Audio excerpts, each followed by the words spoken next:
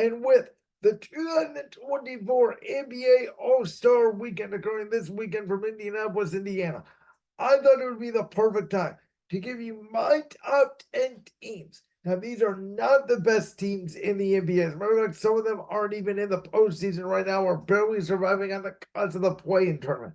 These are my top 10 teams under pressure to win the 2024 Larry O'Brien Trophy to host the NBA championship at the end of the season.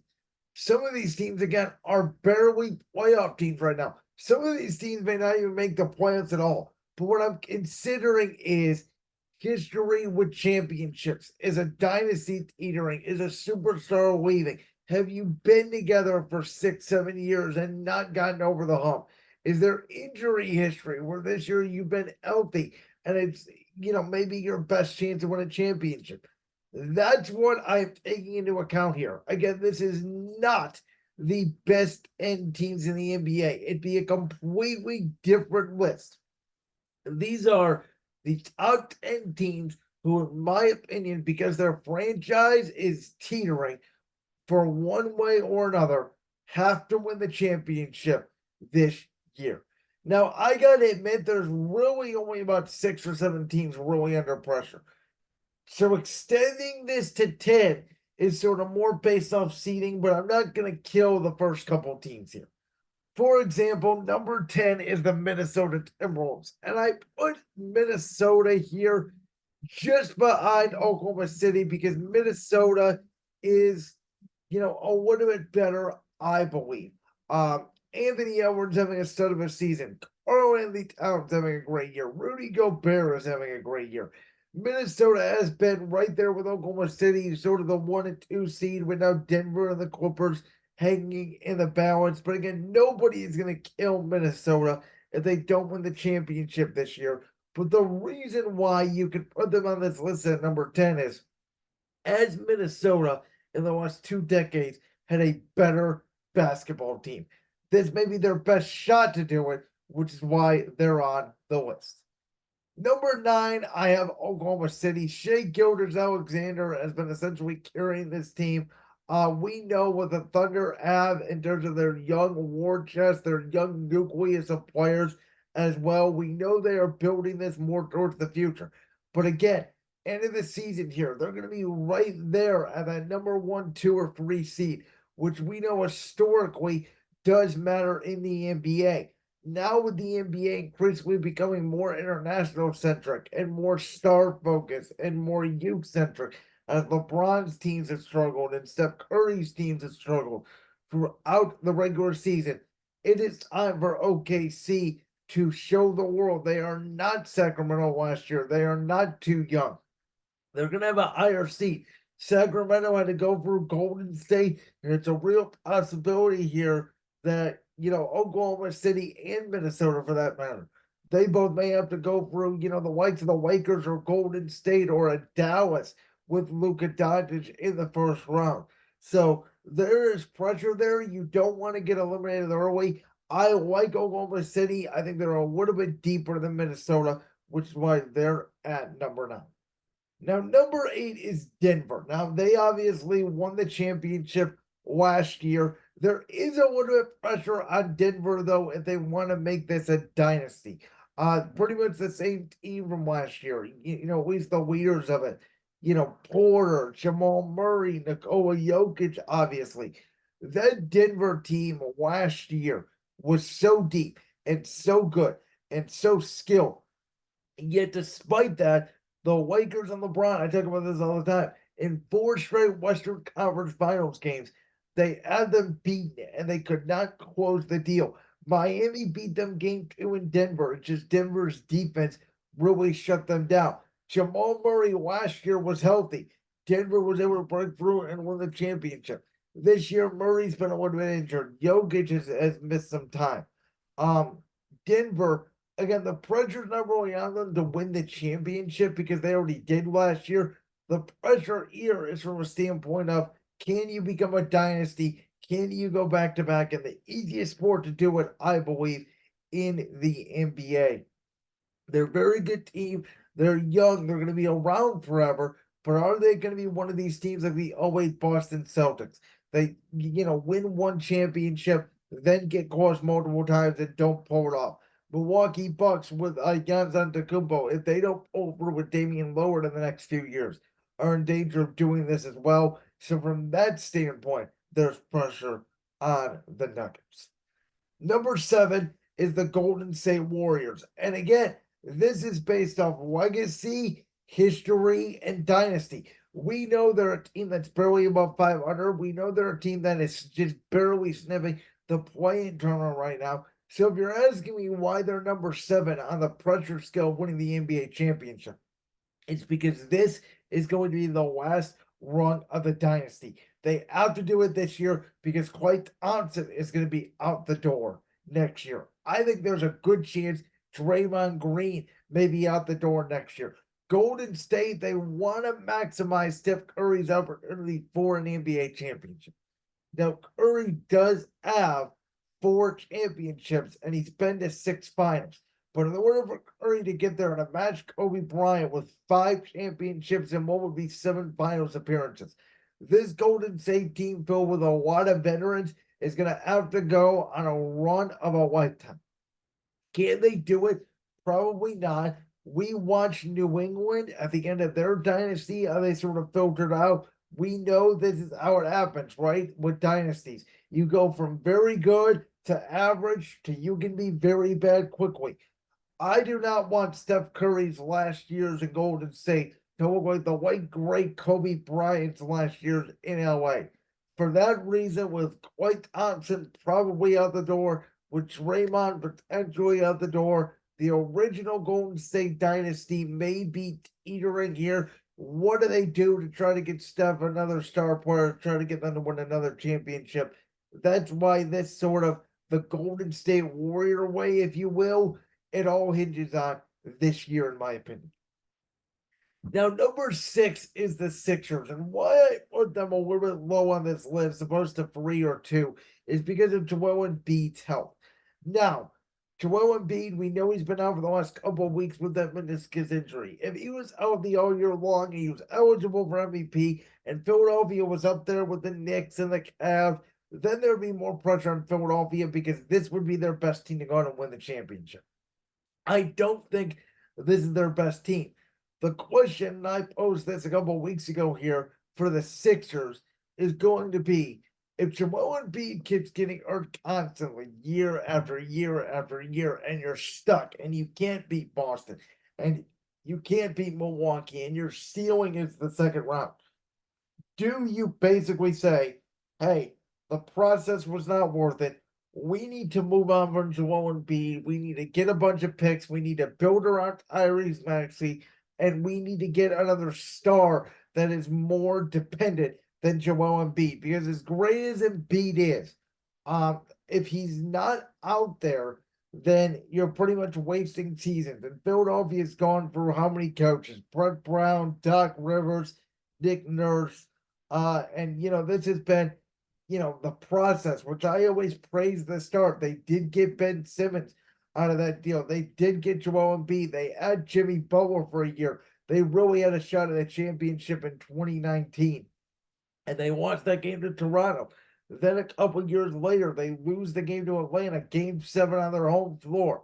They have not recovered since. And for Philadelphia, you got to wonder in the next couple of years, if they don't win this championship with this current iteration of Joel Embiid, will they ever do so? Now, number 5 is Phoenix. And the reason why I put Phoenix over Philly, I think it's very close.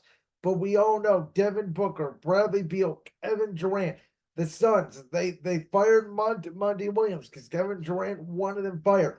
They, got rid of Chris Paul. They replaced him with Bradley Beal. This was all at the direction of Kevin Durant, who left Brooklyn for Phoenix because Durant believed that Phoenix was going to give them this chance to win the NBA championship. This Suns team was in the finals just about 3 years ago now. Then Golden State replaced them in 2022. Denver replaced them in 2023. Can Devin Booker become that guy? I don't think Devin Booker can be a number 1 on a championship team. I don't think Bradley Beal can be a number 1 on a championship team. I still think Bradley Beal and Devin Booker's games are too similar. Grayson Allen has been very good for Phoenix off the bench, but after the movement of DeAndre Ayton, they are really small. They're good.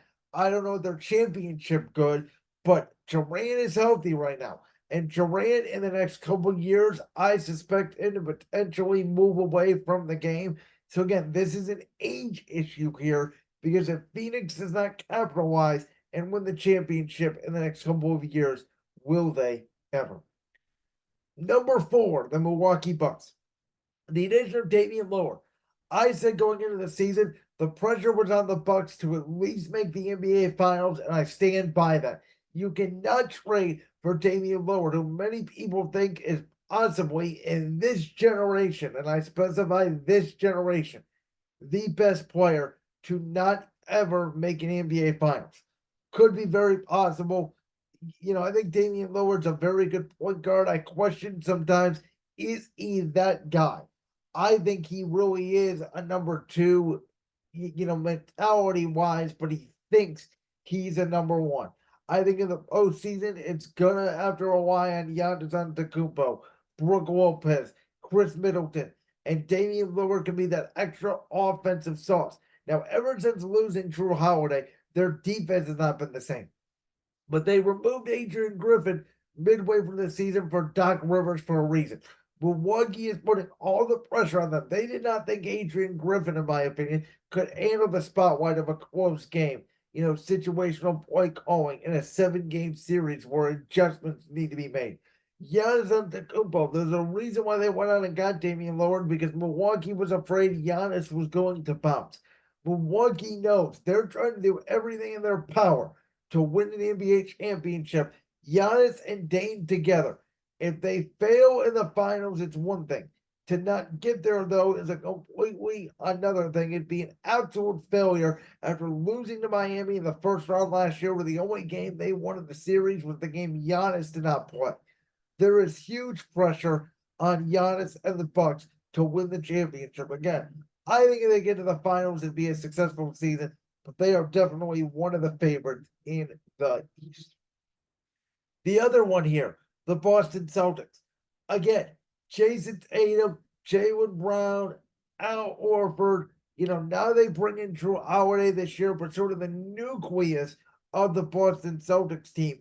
They made the NBA Finals with Ime Udoka, who's now the head coach of the Houston Rockets, who are doing pretty well themselves this year. I said in that final series against Golden State, Jaylen Brown was the best player on the court. And I still stand by that. And some nights I think Jaylen Brown is more of a number 1 than Jayson Tatum. But Boston, they have never been this good in the regular season. They're blowing people out left and right. Yet when they get into big stage games, even without their guys, getting blown out by Milwaukee, losing the Lakers without LeBron and AD, Clippers going in there and knocking off Boston the next night. There are warning signs here for the Celtics. Now, while like the Bucks sort of felt like with Adrian Griffin, I feel the same with Boston and Joe Mazzulla as their head coach. But I keep hearing all this talk about Jayson Tatum's hip, Jayson Tatum this, Jayson Tatum that. If Jayson Tatum is that guy, the Celtics defeat the Bucks this year. They get to the NBA Finals. And once you get to the NBA Finals, you have to get over the hump. Cleveland is a young and up-and-coming team. Do they need one more piece? Maybe. I don't suspect the Knicks or the Cavs are going to win the NBA championship this year. There's a reason why I do not have them on this list because I think they need one more additional piece. I think that they're in that sort of Minnesota OKC sort of mode. I put them at like 11 or 12. And, Miami's obviously up there as well, but Miami has really struggled this year, and they are just such a lineage team. And it really felt like last year's finals team and the 2020 team was sort of a luck factor. It does feel like Miami's sort of in and out every single other year. So, with that being said, though, huge pressure on Boston. There is even more pressure, though, on the Los Angeles teams. Number 2, I have the Clippers. They will never have a healthier Kawhi Leonard than they have had this season. Not only is he healthy, Paul George is healthy. Not only that, but James Harden. I thought this was going to be a complete disaster with him, Kawhi, Paul George, Russell Westbrook. on the same team. And James Harden has fit in with the Clippers magnificently. They have been one of the best teams, along with the Cavs, since about December 1st in the NBA. This is a Clipper franchise that is moving into a new arena next year. How sweet would it be if that new arena started off with a banner raising ceremony? Again, in my mind, even more than the Golden State Dynasty, even more than Boston and Milwaukee, which there's huge pressure. Philadelphia as well to win the championship. Kawhi Leonard is not going to be this healthy again next year. I can almost guarantee you that. Paul George has an injury history. Will James Harden show up in the postseason? If you get regular season James Harden in the playoffs, this team could be very dangerous.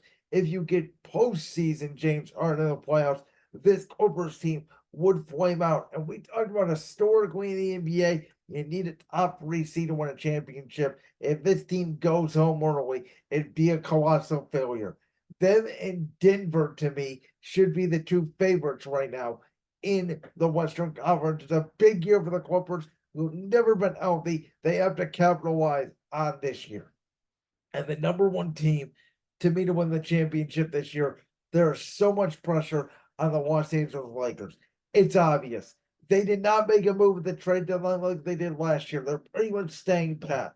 LeBron and AD, along with Vanderbilt, D'Angelo Russell, Austin Reeves, these guys are going to have to summon whatever playoff magic they had last year and try to do it again.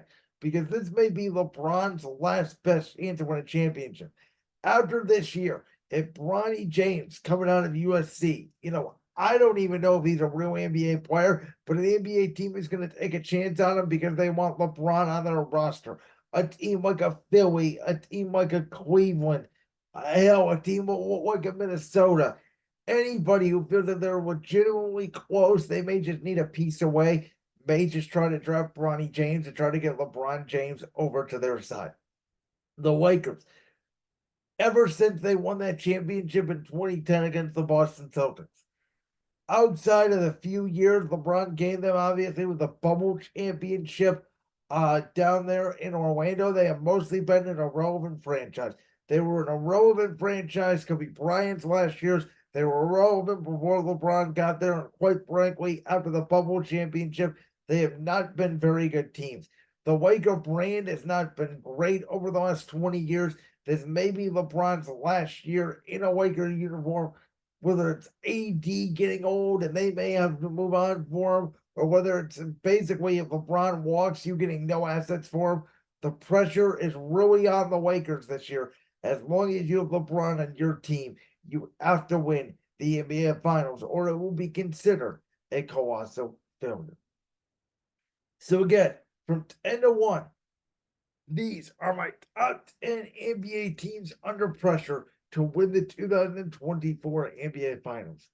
Minnesota Timberwolves, Oklahoma City Thunder, the defending champion Denver Nuggets, Golden State Warriors, Philadelphia 76ers, Phoenix Suns, Milwaukee Bucks, Boston Celtics, Los Angeles Clippers, and LeBron's Los Angeles Lakers is my number 1 team under pressure to win the 2024 NBA Finals, the Larry O'Brien Trophy.